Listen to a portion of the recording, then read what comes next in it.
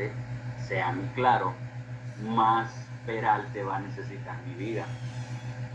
Y fíjense que no es lo mismo dividir algo entre 16 que dividir algo entre 8. Si yo divido, por ejemplo, ¿qué me está diciendo esta tabla? La longitud del claro está en centímetros. Ok. Si yo respeto estos parámetros que a mí me está indicando aquí, sobre todo este segundo párrafo, vigas o losas nervadas en una dirección, yo lo primero que tengo que hacer es verificar cómo va a estar funcionando mi viga. En el caso del pórtico que nosotros estamos desarrollando para el edificio y del que ustedes tienen, van a tener que analizar cómo se está comportando cada segmento de la viga.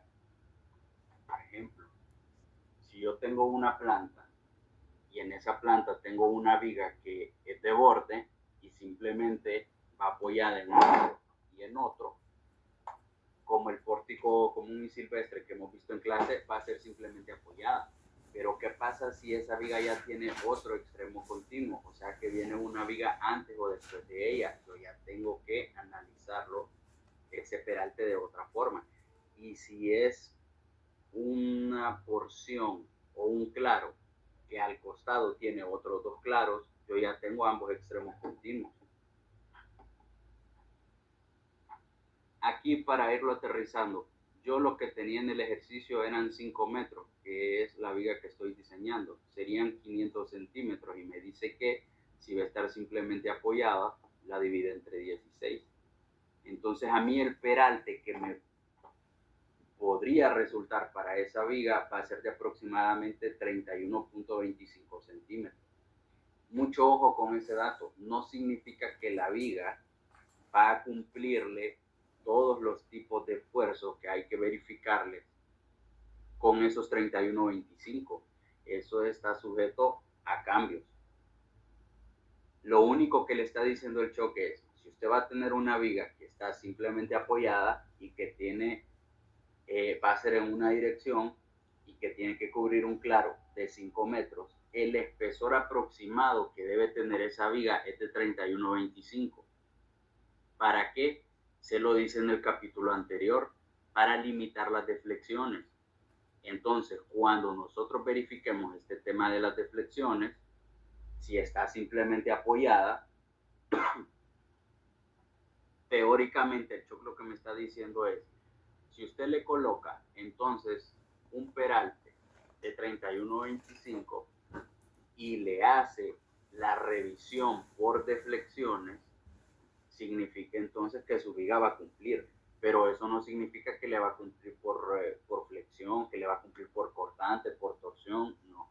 Simplemente es para que le cumpla las deflexiones. Claro está que si usted va aumentando el peralte de esa viga, va a ser más difícil que sufra por deflexiones, porque como lo vimos ayer, la inercia va en el denominador de mi fórmula para calcular deflexiones, igual el módulo de elasticidad. Significa entonces que si yo tengo una mayor inercia, yo voy a tener deflexiones que van a ser menores. Entonces, para su proyecto, yo lo que les recomiendo es utilicen este predimensionamiento para las vigas para que no andemos tan perdidos. Esto lo quería mencionar porque como ayer yo puse de un solo el dato de 30 por 30, porque como la base era 30, ahora mis claros de este edificio son relativamente cortos, pero que los claros que van a tener ustedes en sus edificios van a ser más largos. Entonces, van a ser diferentes. ¿Hasta aquí tienen alguna consulta? No. Ok, permítanme, que quiero conectar la pizarra.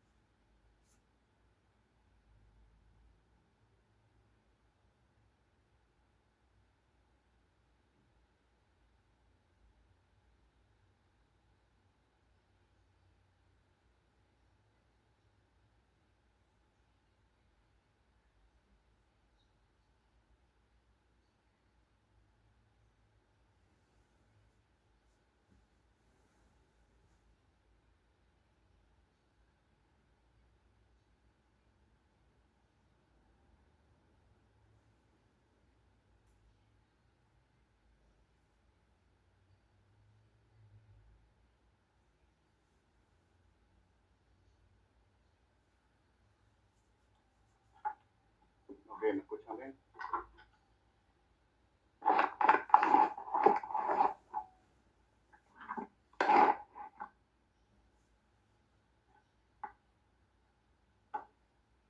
Hola. Sí, sí se escucha, ingeniero.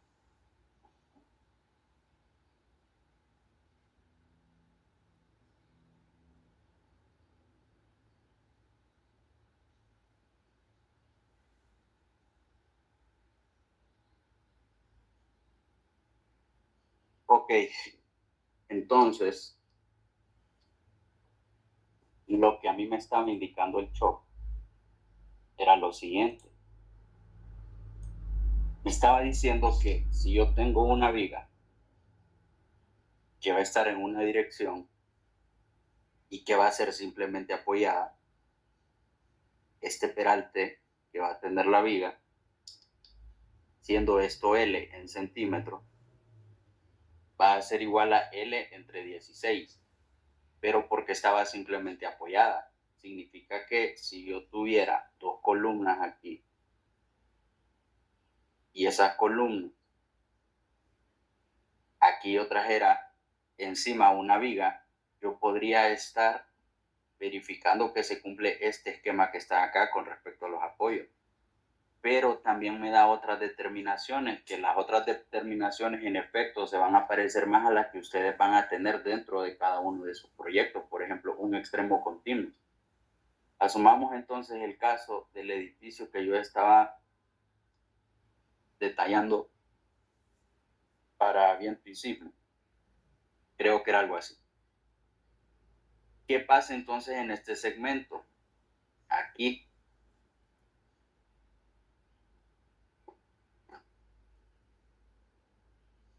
Entonces en este segmento yo lo que tengo es que tengo esta viga y que aquí yo tengo otro extremo que le está dando continuidad a la viga. Y es lo que sucede en este otro caso de acá. Asumamos este sector de acá. Yo vengo entonces con una continuidad que viene con este segmento de aquí y viene con este otro segmento de acá. Y fíjense que dependiendo de cómo tenga yo esa distribución, yo voy a tener un peralte que tiene que ser L entre 18.5 o que voy a tener un L entre 21. Si usted tiene un extremo continuo, o sea que solamente tiene continuidad de un lado, usted va a utilizar esta. Si usted tiene ambos extremos continuos, entonces usted va a utilizar esta. Miren, este tema del predimensionamiento no es un tema que es a camisa de fuerza y que en realidad es muy probable que después se vaya a modificar, porque si no les cumple por flexión o por cortante, por ejemplo, nosotros vamos a tener que empezar a cambiar todas las dimensiones de estos elementos.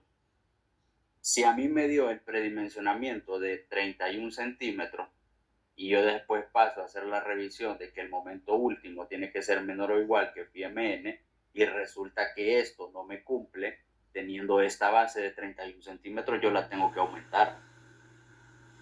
Entonces lo que nos está indicando el shock es, si esto usted lo utiliza, por ejemplo, para mi caso, entonces usted se está asegurando que las deflexiones que va a obtener usted en su viga, que es simplemente apoyada, y que yo voy a tener esta longitud de acá, que va a ser esta deflexión, significa que esta deflexión va a ser menor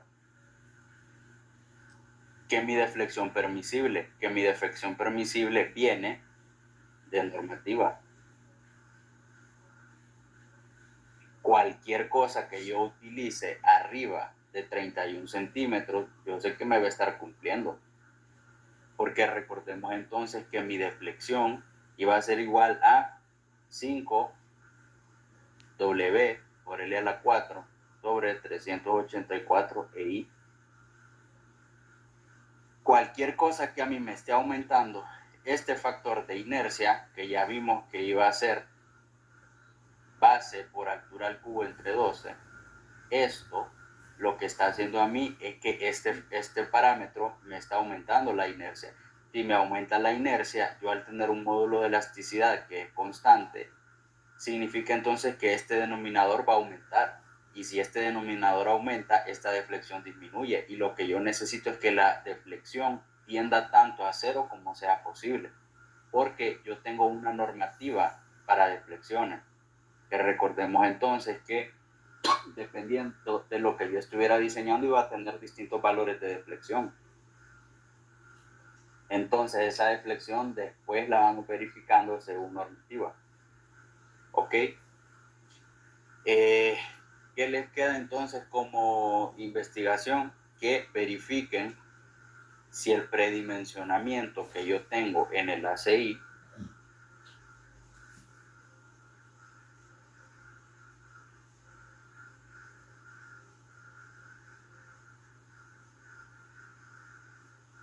difiere mucho con el del shock.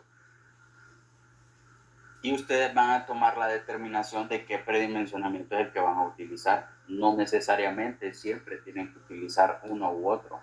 Como ya vimos en el tema de combinaciones de cargas, muchísimas veces vamos a seleccionar un tipo de predimensionamiento dependiendo de las circunstancias que nosotros tengamos en el proyecto o las combinaciones de cargas y también de qué tanto riesgo querramos asumir nosotros.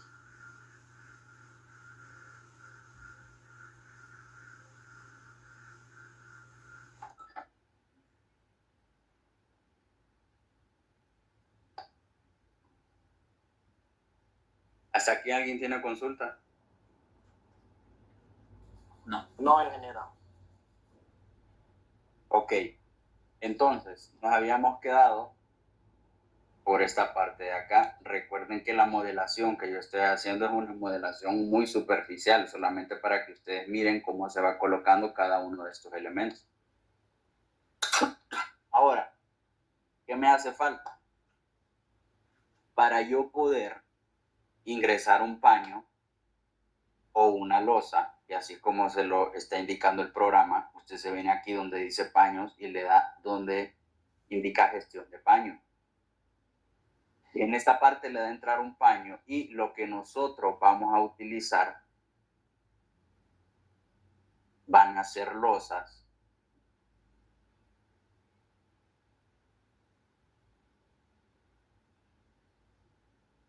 que las vamos a estar soportando por joist. Pero fíjense entonces que nosotros, el programa a mí no me permite colocar joist porque no tiene, está la opción, pero yo necesito definir un joist. Entonces aquí le doy a añadir. ¿Para qué son estos joists? Ok, aquí lo vamos a ver.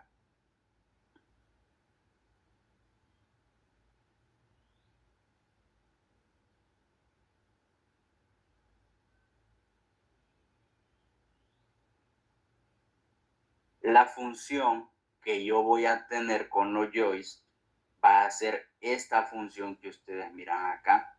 Yo lo que voy a tener va a ser una retícula.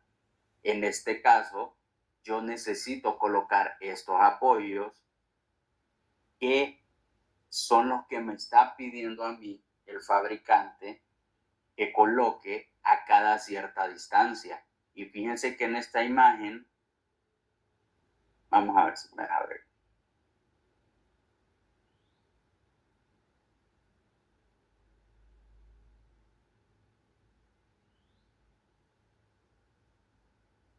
Yo lo que tengo aquí es un sistema de vigas secundarias que van apoyadas sobre una viga principal. Y la viga principal, fíjense cómo lleva el apoyo hasta la columna. O sea que todas estas viguetas secundarias le están transmitiendo las cargas hacia la viga principal, cosa que es diferente a como nosotros tenemos modelado nuestro ejercicio. Algo así es que nosotros resolvimos para la transmisión de cargas que traíamos desde la clase de estructura metálica. En este caso, las viguetas secundarias están soportando la mitad de esta área tributaria y la mitad de esta otra área tributaria, de tal forma que en estos puntos yo lo que tengo es transmisión de cargas puntuales de estas vigas. Entonces, ¿de dónde viene todo este sistema? Y el que nosotros vamos a utilizar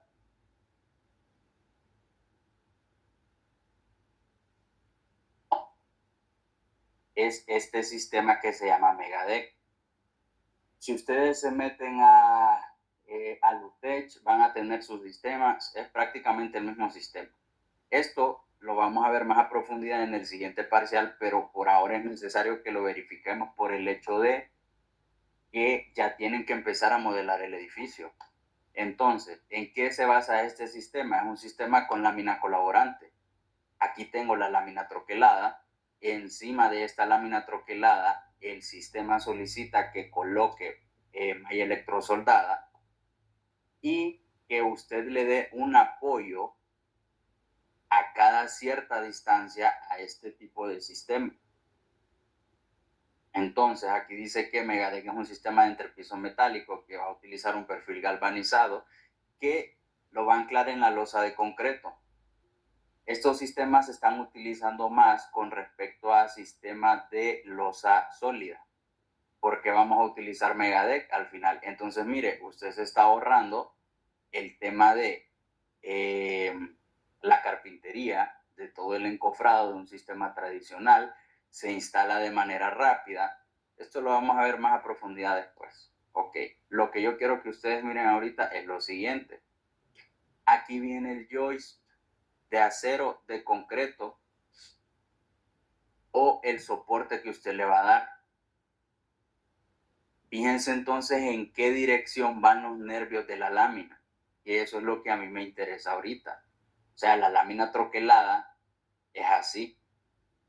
La viga secundaria yo la traigo en este sentido, porque esta viga se está apoyando sobre la viga principal, que la viga principal va a tener que llevar la misma dirección de estos nervios que trae esta lámina troquelada.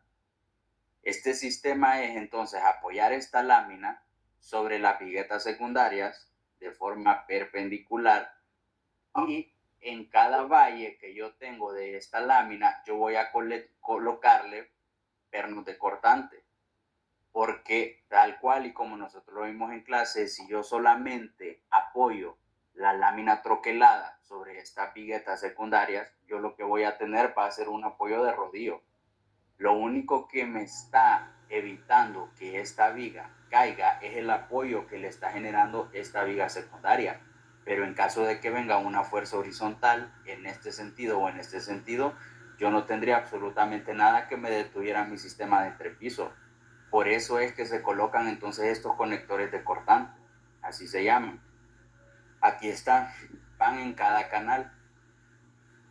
Esta parte de la lámina se llama valle y esta otra parte se llama cresta. Y fíjense que bajo este sistema, bajo esta lámina, desde el valle hasta la cresta yo voy a tener 6.35 centímetros, que todo este sistema lo voy a rellenar con concreto. Y encima de la cresta yo lo que voy a colocar va a ser malla electrosoldada. Si yo utilizo este sistema, yo paso de utilizar un espesor mínimo de losa que a mí me está pidiendo el shock, que tiene que ser de 12.5 centímetros de losa sólida, a un sistema que el mínimo que a mí me está solicitando es de 11.35 centímetros. ¿Qué pasa? El mínimo que está pidiendo el shock para losa sólida son 12.5, pero yo puedo llegar a tener espesores de 20 o de 25 centímetros, inclusive losas de 30 centímetros macizas. Entonces ustedes se fijan la diferencia que hay entre un sistema de losa maciza a este tipo de sistema. Tiene sus pros y tiene sus contras. Ya vimos que el armado es completamente rápido, pero dependiendo del tipo de estructura que usted esté fabricando, usted va a tener que invertir en estos apoyos de viga secundaria, que tienen que ser más recurrentes que si usted diseñara una losa sólida. O sea, yo voy a repetir más viguetas secundarias a lo largo de toda la longitud de mi losa de entrepiso, a que si yo hiciera una losa sólida y yo sé que puedo colocar una viga fundida de manera monolítica y la siguiente la voy a repetir a 4 metros, por ejemplo, dependiendo de la carga. Entonces todo tiene sus pros y tiene sus contras. Esta se construye de manera más rápida. No gasto tanto en concreto, pero sí tengo que hacer la inversión en este espaciamiento de acá. Entonces, ¿cómo sé al final qué tipo de malla electrosoldada voy a utilizar? Eso viene con respecto al espesor que usted le va a colocar al concreto. El espesor al que nos vamos a referir ahorita va a ser este espesor de aquí. Estos 635 no nos los vamos a quitar jamás en la vida. Esos van por ley. Entonces lo que nosotros diseñamos son estos 5 centímetros que están acá, 8 o 10 o 12 centímetros. Este número es el que diseñamos. Entonces al número que nosotros vamos a encontrar, después le vamos a aumentar esos 635. Si yo voy a utilizar un espesor de 5 centímetros, yo voy a utilizar una malla de 6x6-10/10. Y aquí les aparece la sección transversal que hay de área por cada metro lineal de malla electrosoldada. Esto lo vamos a profundizar más después. Ahora, aquí lo importante es esta sobrecarga admisible. Que esto es tema del segundo parcial, pero lo que yo quiero que ustedes miren es que si yo elijo un tipo de calibre, porque la lámina va a tener calibre, va a oscilar entre el calibre 20 y el calibre 24. El calibre 24 va a andar desde un espesor de 12 hasta un espesor de 5. Y fíjense que a medida que yo voy verificando en este sector de la tabla, este espacio que está acá es la separación entre apoyos en metros. O sea que este 1.5 es el espaciamiento que podría haber de viga secundaria a viga secundaria. O sea que si yo necesito un sistema de entrepiso de 5 centímetros, porque yo sé que voy a colocar mis apoyos a cada 1,5 metros, yo sé que voy a tener una resistencia de 2.000 kilogramos sobre metro cuadrado. Pero a medida que yo me voy alejando en este espaciamiento, yo veo que mi resistencia cae. ¿Alguien me podría decir por qué si la separación entre los apoyos es de 1,50, yo voy a tener una resistencia de 2.000, que no importa el número? Y que si yo hago la separación de 3.25 entre los apoyos, yo reduzco esa resistencia en casi un cuarto, un quinto de su valor. ¿Por qué creen que sucede eso?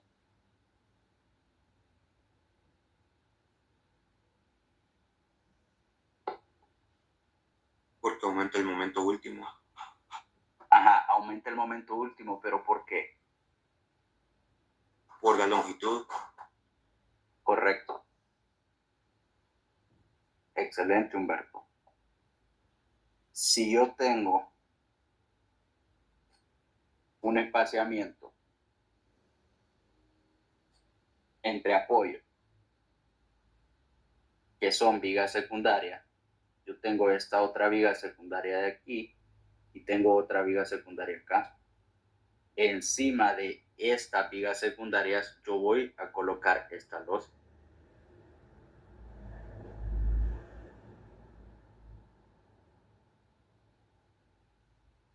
Significa entonces que si yo quiero encontrar el momento último, porque también recordé que diseñar una losa es como que yo esté diseñando una viga solamente que de manera unitaria, yo lo que voy a tener aquí va a ser un apoyo y aquí voy a llegar a tener otro apoyo. Es como las vigas que hemos resuelto toda la vida en clase. Va a ser algo así. Aquí voy a tener L y aquí voy a tener W. Entonces mi momento máximo que va a tener que estar soportando ese elemento va a ser igual a W por L al cuadrado entre 8. Si yo aumento la longitud, el momento se me dispara. Por eso es que la resistencia, a medida que yo voy acortando más esta distancia que está aquí, la resistencia que me está dando mi sistema de entrepiso va a ser mayor. Ya vieron entonces que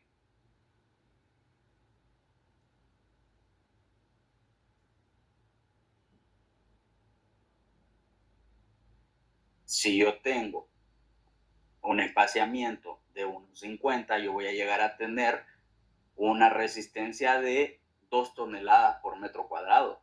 Pero si yo me voy alejando, significa que yo voy a ir teniendo menos resistencia.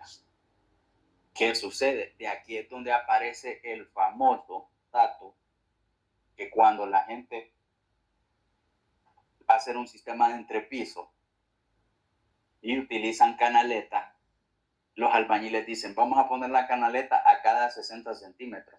Se fijan ustedes que en esta tabla ni siquiera aparece 60 centímetros. El más bajo que hay es 1,50. Y si yo estoy utilizando un espesor, por ejemplo, de 6 centímetros de sistema de entrepiso, y yo digo, la voy a colocar a cada 1,50, fíjense que el sistema a mí no me está representando un aumento en la resistencia. De 1,50 a 1,75 están soportando lo mismo. ¿Cuál va a ser la diferencia? Que si usted los pone a 1,50, usted va a estar gastando más. Pero técnicamente, usted no está ganando nada en resistencia bajo este sistema. Entonces, cuando usted le toque tomar esa determinación de ingeniero, ¿y a cada cuánto vamos a poner el joist? Usted no va a decir a 60. Ya sabe que el mínimo bajo este tipo de sistema es 1,50. Y si usted aumenta, fíjense entonces que si usted le va a colocar un espesor de 12, usted puede colocarlo desde 1,50 hasta 2 metros sin que usted tenga ninguna variación en la resistencia. Si usted elige colocar joist a cada 1,50 m, significa que en comparación con el de 2 metros, otro joist que usted vaya colocando, usted va a tener que ir aportando un joist más. Entonces eso se traduce en que tu presupuesto se va a ir disparando y va a ir aumentando sin necesidad alguna de hacerlo. Entonces, el tema de colocar esos apoyos a cada 60, a cada 80 o a cada metro, eso no es porque el albañil quiera ponerlos a eso. Que lo ha hecho en otros proyectos y que le funcione, pues tal vez. Pero fíjese por qué lo hacen a cada 60 centímetros, porque la canaleta no es un sistema estructural. Entonces ellos tratan de colocarlo a una distancia en la que no vayan a tener problemas después. Pero si usted está utilizando viguetas secundarias que son de perfiles metálicos o estuvo estructural o de joist, o son vigas secundarias de concreto, usted perfectamente se puede dar el lujo de colocarla cada 2 metros. Y esto bajo el calibre más delgado. La chapa, o el calibre, mientras más alto es el número, más delgado es. Si yo voy bajando en este tema, yo lo que tengo bajo una lámina que es calibre 20, fíjense que yo puedo llegar a hacer esta separación inclusive a 2,75. Aquí está. ¿Que va a salir más cara la lámina de calibre 20? Sí, pero yo creo que sale más caro ir repitiendo joist, que aquí ya me los está pidiendo. Si yo quisiera alcanzar la capacidad máxima de 2 toneladas por metro cuadrado a cada 1,50 m, yo lo que preferiría es, mejor invierto en comprar lámina colaborante de un calibre que sea más grueso, gasto en esa lámina, pero yo sé que el espaciamiento lo puedo hacer más alto y que la transmisión de carga va a ser correcta. Y así sucesivamente. Fíjense que si yo utilizo bajo este esquema el tipo de lámina que tiene la chapa más baja con un espesor más alto, yo puedo llegar a soportar 487 kilogramos sobre metro cuadrado, pero ¿a qué distancia le estoy colocando los apoyos? A cada 5 metros. Ya vimos que si yo quiero el predimensionamiento de una viga de concreto a 5 metros, el peralte que tiene que tener esa viga es de 31 centímetros. O sea, es más del doble del grosor que tiene la pared de su casa, por ejemplo. Entonces es un peralte que ya es considerable. Y a eso usted tendría que sumarle, si esa viga va a ser una viga secundaria, usted le tendría que sumar el peralte de la viga principal de abajo y le tendría que sumar el peralte del joist, de lo que cubre el joist, más el peralte del espesor de su losa. Esta parte de aquí, jóvenes, es algo que nosotros como ingenieros muchas veces no consideramos. El pegue que está acá, esto, si se va a dejar a flush o si se va a hacer de manera que un elemento va a ir soportando otro. A esto me refiero. Si este sistema, fuera la viga principal y yo encima de esta viga voy colocando las viguetas secundarias, yo le tendría que sumar el espesor de la vigueta secundaria aquí. Y a eso yo le tendría que sumar entonces el espesor de la lámina colaborante más el espesor de la losa, más el espesor del mortero, más el espesor de la cerámica. Son cuestiones que a nosotros de manera funcional casi no nos interesan, porque nosotros decimos, si eso sirve, pues entonces que así quede. Pero en efecto hay muchísimas veces que ese esquema nosotros nos vemos limitados por temas arquitectónicos, porque si solo esta viga tiene 30, después viene una secundaria, póngale usted que cuánto tendría que tener esa secundaria. Si voy a estar cubriendo el mismo claro de aquí a acá, serían otros 30 centímetros, más los 12, asumiendo que yo voy a utilizar 12 centímetros. En este caso, recordemos que los 12 no solamente son 12 del total de la lámina, son 12 más 5, porque el que yo estoy diseñando es este espesor de acá. Entonces serían 12 más 6, 35. Solo ahí estamos hablando de aproximadamente 50 centímetros. O sea que 30 más 30, más en este caso que serían 12, serían 20. Solo ahí estoy consumiendo 80 centímetros de altura. Y eso ya es algo bien considerable. Entonces, ese tema de colocar esas aberturas y de cómo se va a trabajar esto, hay que definirlo primero con el cliente y con el arquitecto, porque si no, usted va a empezar a consumir altura, que es muy probable que no lo vayan a necesitar. ¿Hasta aquí tienen consulta?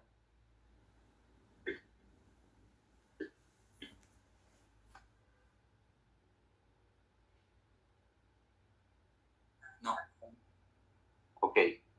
Entonces nos vamos a forjados de viguetas y aquí yo puedo colocar entonces vigas de madera o joists. Entonces aquí le voy a colocar la referencia, le ponen joist. Fíjense que yo aquí lo puedo hacer con distintos ángulos. Yo puedo colocar un tubo circular doble. Esto significa que voy a tener el tubo aquí y el tubo acá, porque el joist también se puede hacer de tubo circular, o lo puedo hacer de tubo cuadrado, o lo puedo utilizar con tubo cuadrado cuádruple, o sea, 2 arriba y 2 abajo. O los más famosos aquí, que son los ángulos. Puedo tener solamente un ángulo arriba y un ángulo abajo, o un ángulo cuádruple. Estos son los que más se utilizan acá. Serie de perfiles, aquí podemos utilizar perfiles L o ángulos de alas iguales, o sea que van a tener la misma dimensión. Canto de celosía, o sea H, el peralte que va a tener su joist, lo vamos a dejar en 30. El paso de la celosía, esta parte de aquí generalmente, aquí se hace varía de 3 octavos, pero vamos a ver que estos elementos funcionan a tensión y a compresión. No siempre tienen que ser varía de 3 octavos. De hecho, este análisis, aquí encima viene la losa, y lo que está haciendo esta parte superior, que se llama cordón superior, es que está absorbiendo todas estas cargas de la losa y las está transmitiendo a cada uno de estos nodos que están acá. Y una vez que los transmite a esos nodos, los nodos se los pasan a estos elementos verticales en diagonal, y estos se los transmiten a el cordón inferior, de tal manera que esto va a estar funcionando a tensión y a compresión. Bajo ciertas cargas puede ser suficiente utilizar una varilla de 3 octavos, y bajo otras cargas voy a tener que utilizar varilla de media, por ejemplo, o tal vez otro tipo de elementos. Entonces, aquí es de ir probando intereje. Este intereje que se coloca acá es precisamente el intereje que yo selecciono de este perfil de aquí. Lo que vamos a hacer es que esta losa, para diseñarla, le vamos a colocar un peral de intereje de 1.50, y como yo sé que a 1.50 no importa cuál seleccione yo, nos vamos a ir entonces con intereje de 1.50 y le vamos a poner un espesor de 10 centímetros. Entonces esto va a ser 150 centímetros y el espesor de la losa superior, aquí le pondríamos entonces los 10 centímetros más los 6,35 que tiene, serían 16,35.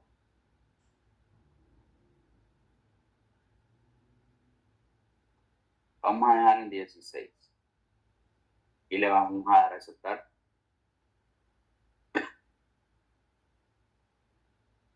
Se lo vamos a dejar. Ahora, cuando yo voy a seleccionar ya el tema de cómo voy a diseñar ese paño, yo selecciono si va a ser paralelo a una viga o si va a ser perpendicular, porque recordemos entonces que mis vigas secundarias, aquí, todo este esquema que tengo acá, son vigas principales. Las vigas secundarias van a ser mi joist. Los joists van a venir en este sentido de acá, así como lo estoy tomando yo. Recordemos que yo aquí tengo 5 metros y tengo 5 metros para acá. Yo puedo seleccionar cualquier dirección para colocar los joists. En el caso de ustedes, ustedes tienen que seleccionar región por región y ver en qué región es que pueden ir colocando ustedes esos joists, que sea la distancia más corta para que en esa distancia funcionen sus vigas secundarias. Entonces yo le voy a colocar que la dirección de las viguetas va a ser paralela a una viga.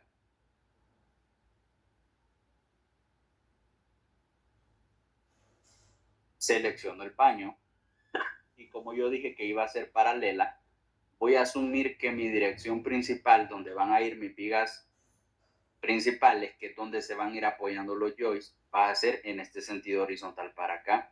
Entonces yo seleccioné que iban a ser paralelas a una viga, o sea que si yo quiero que mis vigas secundarias vayan en este sentido, yo necesito que sean paralelas a esta viga.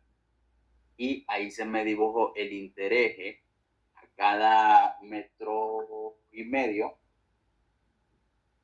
con los joists.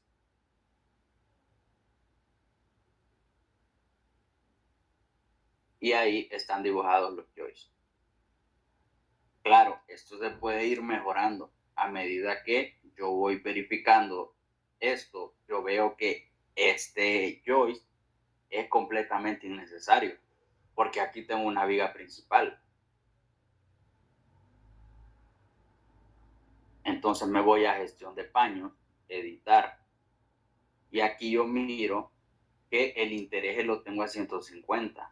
Entonces, ¿qué es lo que puedo hacer? Ese intereje o lo aumento para que solamente me queden los dos ejes. Porque de aquí a aquí tengo 1,50, de aquí a aquí ya tengo los 3 metros, y de aquí a acá, esta distancia que tengo aquí serían aproximadamente 50 centímetros, porque esto tiene 5 por 5. Entonces lo que puedo hacer es aumentar el intereje. ¿Cómo me cercioro si lo puedo aumentar? Porque no es solamente porque se mire bonito.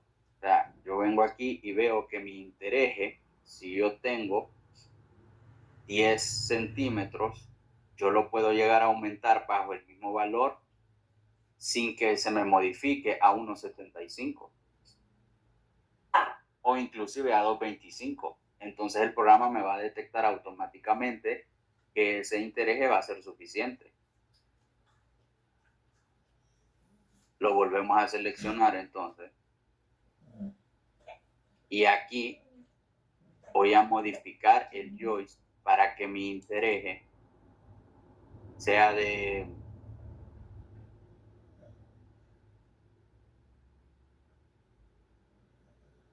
2,5. O sea, 250.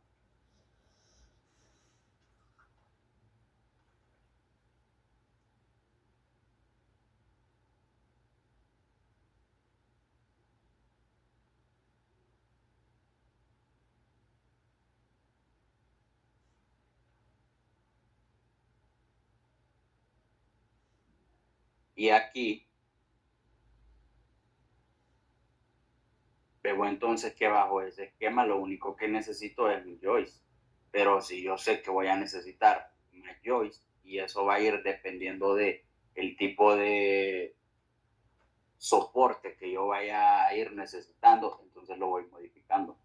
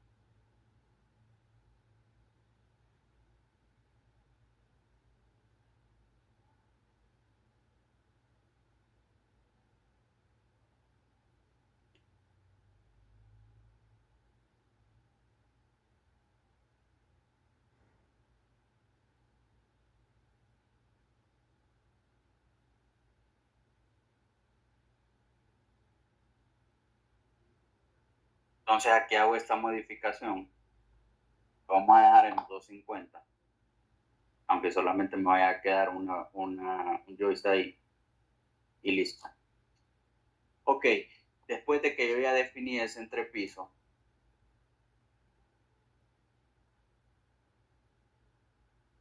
a ustedes les van a quedar más joystick. Si quieren, háganlo a cada uno 50.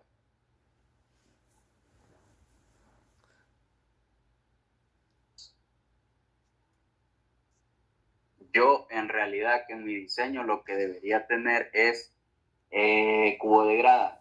Pero el cubo de gradas lo vamos a aprender a modelar más adelante, solamente para dejar el hueco. Las gradas generalmente se diseñan de manera independiente de la estructura de la casa. Se le hace su zapata independiente, no es necesario que vaya amarrado, muchas veces sí se amarra. Si usted va a dejar las gradas de tal forma que tal vez las quiere unas gradas que funcionen en voladizo, entonces usted lo que hace es que deja unas esperas de la pared para poder amarrar ahí sus peldaños de la grada. Pero eso se vuelve un tanto complicado porque si usted va a epoxicar una varilla, cuando yo estoy hablando de epoxicar significa que yo voy a perforar una pared para introducirle una varilla mediante un epóxico, que es un compuesto que lo que hace es como que si fuera acero plástico, pero para concreto. Las varillas quedan embebidas de tal forma como que si usted las dejó desde antes de fundir. Pero para que esa varilla le funcione, usted tiene que dejarla justamente en un elemento que sea de concreto. Y como generalmente las casas se hacen de bloque hueco, usted no puede epoxicar en un bloque hueco, porque entonces la varilla no va a tener nada de qué agarrarse. Usted lo que quiere es que la varilla le trabaje y le funcione en una pared que sea de concreto reforzado, para que tenga ese agarre. Por eso es que les digo que muchísimas veces lo que se hace para efectos de que en realidad la gente cuando quiere en grasas flotantes y que tienen que ir de voladizo en una casa, se les explica que en efecto se va a tener que hacer una inversión en la pared que esa le daña a esa grasa. Por eso es que se les explica que en realidad las gradas van a tener que llevar su propia cimentación aparte. Entonces el tema de los huecos lo vamos a ver después. ¿Tienen alguna consulta acá?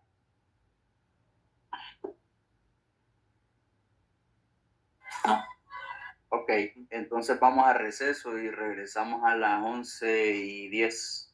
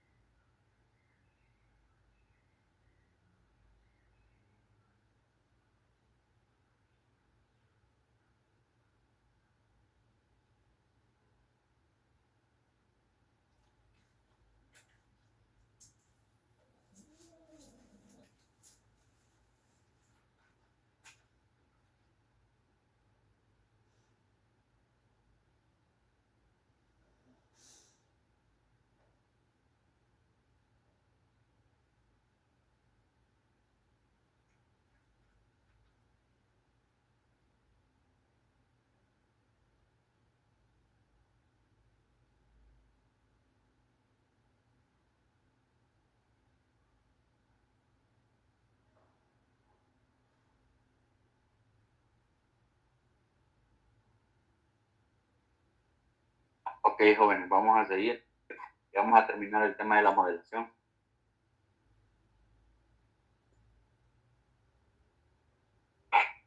Ok, entonces ya tenía definidas las vigas, joists, que serían las vigas secundarias. Y fíjense que estamos en el nivel 1. Entonces lo que vamos a hacer es que vamos a irnos al siguiente nivel y en este nivel solamente tengo las columnas.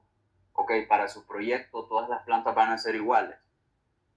Entonces, se vienen aquí donde dice grupos y le dan copiar de otro grupo. Aquí está seleccionado este en verde, significa que esta es en la que ustedes están y la que van a seleccionar es la que van a copiar. Entonces yo selecciono esta planta y ahí se me dibuja la siguiente planta. Ahora voy al siguiente nivel y hago exactamente lo mismo, grupos, copiar de otro grupo y puedo seleccionar cualquiera de estas dos ya que son iguales.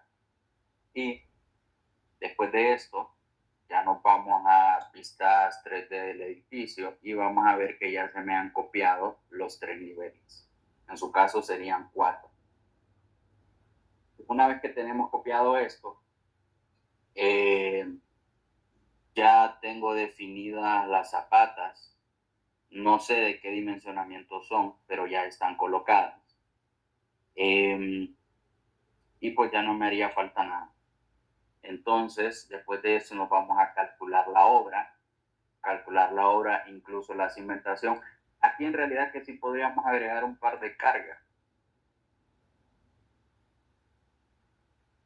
lineales en vigas y vamos a utilizar, fíjense que está en toneladas, entonces le vamos a poner, creo que la carga de paredes de bloque de 6 era 270 kilogramos sobre metro cuadrado.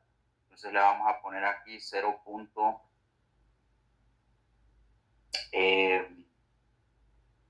Por metro lineal. Vamos a poner unos 0.1 toneladas por metro lineal.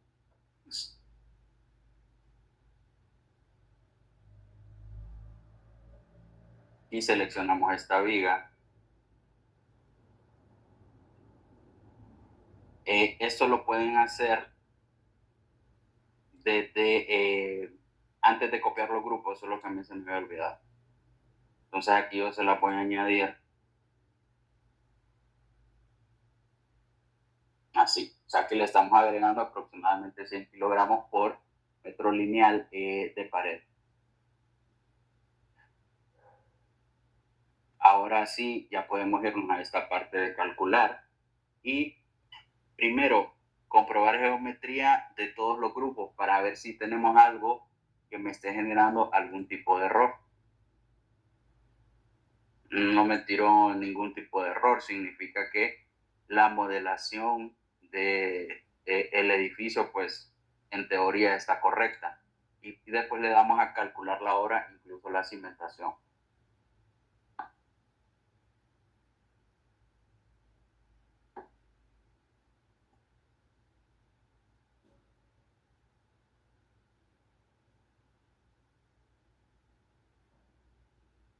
Aquí les va a decir entonces que se ha considerado interacción terreno-estructura. Claro que al programa ya le pedimos que nos hiciera el diseño de los elementos. Solamente lo verificó por capacidad de carga para vigas y pilares. Los demás elementos nosotros tenemos que verificarlos. Las viguetas, o sea, los joists, está tirando un error que dice que ningún perfil de la serie cumple para los esfuerzos de cálculo. Recuerden que los joists yo los definí, entonces yo voy a tener que ir haciendo esa modificación. Y así este sería como el esquema del informe final de cálculo de obra. Y básicamente todo lo que está aquí es lo que nosotros tendríamos que corregir, pero para efectos de diseño. O sea, para que el programa me tire a mí todos los elementos tal cual y como yo los necesito. Después me vengo entonces a resultados y me fijo que el programa me está diciendo qué cosas son las que están cumpliendo y qué cosas no. Por ejemplo, fíjense que las zapatas bajo este esquema que yo le coloqué me están cumpliendo. Si yo quiero ver cómo me van a quedar esas zapatas, me voy a cimentación, elementos de cimentación, y verifico cómo me quedó esta zapata. Entonces fíjense que la zapata, el programa a mí me está tirando el armado. Claro, a esto es a lo que nosotros tenemos que llegar. No significa que esto es lo que ustedes me van a presentar para el proyecto. Claro que lo ideal sería comenzar a hacer las modificaciones y que en cada uno de sus proyectos ustedes pudieran tener su edificio por completo en verde. Este periodo hay un poco más de tiempo y podemos ir viendo cómo vamos solventando cada una de los errores que les van apareciendo a ustedes y que ustedes empiecen a tener criterios sobre cómo modificarlo. Si yo quiero ver entonces en 3D cómo me va a quedar esta zapata, sería algo así. Y ahí está colocando entonces el despiece, cómo iría ese petate superior, el petate inferior. Ya me está colocando entonces a mí también el espesor que tiene que tener esa zapata para un edificio de 3 niveles, bajo los parámetros del módulo de balasto que yo le coloqué del suelo, que es lo que a mí me va a estar generando la interacción entre terreno y estructura. Esto sería, ahora recuerden que el módulo de balasto yo coloqué 10.000. Ese es un valor promedio. Si realmente esto fuera un proyecto, yo necesitaría que mi estudio de suelos me dijera entonces cuánto debería de tener de capacidad el suelo para yo poder colocar ese valor y vincularle un módulo de balasto que sea coherente con los resultados que yo estoy obteniendo. Entonces, otra cosa, las vigas de cimentación se colocan para rigidizar mis elementos de cimentación. Yo no coloqué vigas tensoras en este caso. Si yo miro que mi edificio está sufriendo muchos desplazamientos o que hay criterios que yo no los estoy cumpliendo, yo podría llegar a considerar aquí, por ejemplo, colocarle vigas centradoras o de atado, que son este tipo de vigas que están acá. Pero como yo ya corrí el programa y miré que no lo necesita, entonces no la voy a colocar porque estaría colocando un elemento que va a estar aumentando mi presupuesto y en efecto yo no lo necesito. Ahora, aquí me está tirando errores con respecto a las 4 vigas. Para verificar este tema, entonces yo le doy a editar vigas. Y entonces aquí me fijo cuáles son los errores que me está verificando el programa. El anclaje de la armadura de montaje inferior la tendría que modificar. No cumple el estado límite de agotamiento frente a solicitaciones sísmicas. O sea que yo tengo que verificar si aumentando el peralte o utilizando otro tipo de concreto me va a llegar a cumplir este esquema de acá.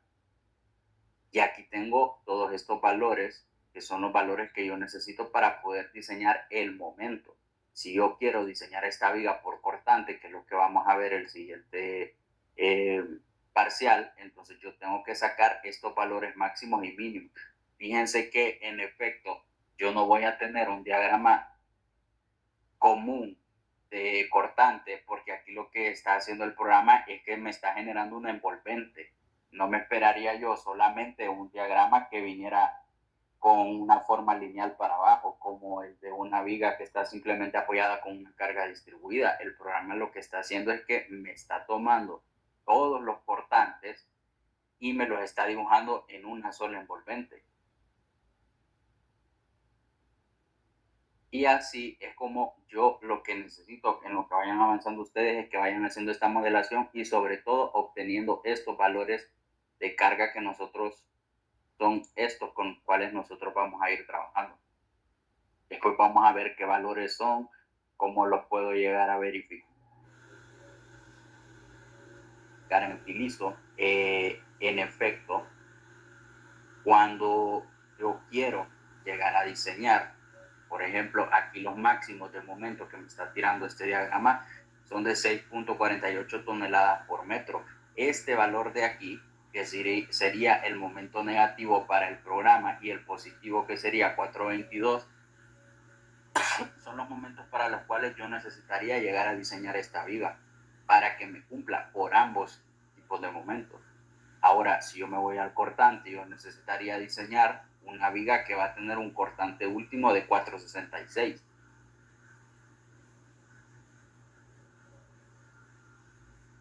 Y así sucesivamente con estos valores de las vigas. Entonces yo tengo que hacer modificaciones en todas estas vigas, pero lo que a mí realmente me interesa es verificar cada una de estos elementos y tomar los valores máximos, y en base al valor máximo de la viga más crítica que usted tenga, entonces ese valor es el que va a tomar cada grupo para tomarlo como momento último, en este caso de momentos flectores, y después diseñar una viga que le cumpla bajo las solicitaciones que el programa le está tirando. Al final, el programa le podría llegar a tirar todo el diseño, sí.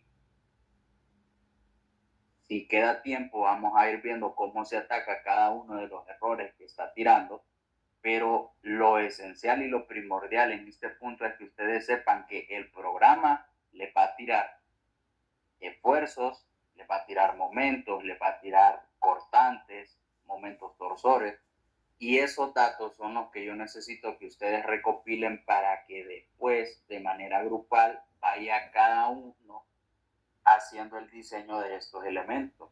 Que lo ideal sería que todos tomaran el momento último, por ejemplo, de el modelado que le tocó a su edificio, y que todos diseñaran una viga. Eso no lo controlo yo. Al final yo lo que voy a ver es si me presenta el grupo en su totalidad el diseño de una viga, de una zapata, de una columna y de una losa de entrepiso con lámina colaborante. Entonces eso sería en este caso para el de las vigas. Ahora, si yo me voy entonces a las columnas,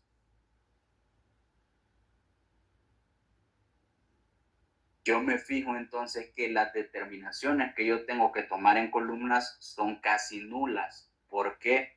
Porque fíjense que yo aquí tengo una relación demanda-capacidad, o el programa le dice porcentaje de aprovechamiento del 93% y del 94.2%. Significa que yo estoy trabajando casi al límite. Entonces, o dejo las columnas tal cual y como están, o si este 93 y este 94 son parámetros que son demasiado riesgosos para mí como diseñador, lo que hago es que empiezo a modificar estas dimensiones. Y claro, ¿hacia dónde va a ir orientado esto? Si yo modifico una de estas dimensiones, a mí me conviene, porque yo ya sé que traigo problemas en las vigas. Si las vigas de concreto no me están cumpliendo de 30 por 30, entonces yo lo que hago es trato de cambiar estas dimensiones de columna, tal vez a 35 por 35, y miro cómo me está quedando el porcentaje de aprovechamiento. Claramente baja. Pasa de estar a un 93, 94 a estar a un 57. Y a mí esto ya me da una holgura para decir, ok, por lo menos la base de mis vigas tiene que quedar de 35. Y el peralte lo puedo aumentar. Entonces aquí yo ya salgo del tema de las columnas y puedo empezar a hacer modificaciones en mis vigas para ver si en efecto me están cumpliendo. Aquí lo otro que no me está cumpliendo sería el joist, y para hacer esa modificación del joist yo tendría que aumentar el peralte en el baño, verificar el intereje. Tal vez el intereje está muy amplio, fíjense que claro es de 5 metros, bajo las cargas que yo le introduje, que recordemos que le había puesto 0.3 toneladas para carga viva y 0.3 toneladas para carga muerta, más la carga lineal que le estoy colocando aquí de la pared. Entonces ya son cargas que son considerables, pero ese tema del espaciamiento lo tendremos que verificar al final cuando ya aprendamos a hacer el diseño de este sistema de Megadeck. Por los momentos ustedes manejen un intereje de 1.5, que es el más bajo. Si después se tiene que hacer esa modificación, o si nosotros miramos que la relación demanda-capacidad que hay en esa viga está demasiado cercana a cero, entonces después este interés nosotros lo podemos ir moviendo. Pero claro, fíjense que lo complicado de esto es que si yo me vengo a las vigas y le doy a editar, aquí es donde entra el verdadero criterio de un ingeniero, pues. Ver qué es lo que tengo que hacer cuando tengo un no cumplimiento de un estado límite de agotamiento bajo signo. ¿Qué consideraciones debo tomar? ¿Qué cosas son las que debo cambiar? ¿Cómo modifico estas cosas? Entonces ese ya es un tema que es bien específico y que si ustedes miran mi diagrama de momento que me aparece en esta viga, no es un diagrama de momento común y silvestre como el que nosotros miramos en las vigas en estática o en análisis. O sea, esto no le va a salir como un diagrama normal porque es una sumatoria o un dibujo de todos los diagramas, de todas las posibles combinaciones que nosotros teníamos y que las podíamos ver en efecto aquí cuando estábamos analizando las columnas. Aquí tengo todas las combinaciones de este esquema. Entonces, para diseñar las columnas, lo que nosotros vamos a necesitar van a ser momentos y van a ser cargas puntuales, que eso ya es tema del tercer parcial. ¿Qué momento vamos a tomar? El mayor que me aparezca acá. ¿Cuál va a ser la fuerza puntual que le va a estar cayendo de esa columna? Esta de acá. Y cuando nosotros vayamos a diseñar zapatas, entonces, ¿qué es lo que necesitamos? Necesitamos venir a estas columnas de acá, porque son las que están cayendo dentro de las zapatas, y lo que yo necesito en esencia para poder diseñar la zapata es esta fuerza normal de acá. O sea, yo tomaría la mayor, y bajo este esquema, la más grande que yo tengo aquí que me está presentando son 9.25 toneladas de fuerza normal. Entonces, si se fijan, todo lo que necesitamos para diseñar el edificio bajo los esquemas de la clase lo puedo obtener del programa. Pero ¿qué pasa? No importa que en efecto hasta los momentos no le cumplen. Lo que yo necesito es que lo modele, que si después hay cosas de armado, que no sean temas de predimensionamiento, porque eso me va a afectar mi peso propio, entonces que lo corran para que después lo miremos con cada grupo, ver cuál es la problemática que hay.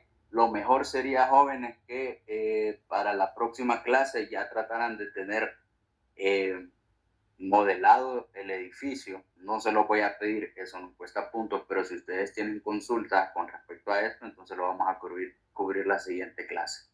Con respecto a los 15 puntos que hacen falta de evaluación, les voy a subir un ejercicio en la plataforma, en la sección de anuncios, para que ese sea el ejercicio que va a costar los puntos restantes de la parte que nos hace falta. Va a ser un ejercicio de viento y de sismo que les va a servir para estudiar para el examen, y cualquier consulta que tengan, yo voy a estar en el aula el próximo viernes. Si usted le entiende a todo, no vaya. Si usted tiene consultas o quiere que verifiquemos algo, entonces yo voy a estar en el salón de clase. Estoy dejando abierto el tema de que vayan el viernes, porque el sábado en examen le va a entrar una preguntadera. Entonces, si ustedes tienen consulta, lleguen el viernes al salón de clases, que ahí voy a estar yo. No les enseñé centro de masas y centro de rigideces porque no estaba en el sílabo. Eso era un tema aparte que yo les quería enseñar y eventualmente lo vamos a ver. Pero para el examen solamente había colocado que se iba a evaluar viento y sí. Eso sería. No sé si alguien tiene alguna consulta o si estamos todos claros.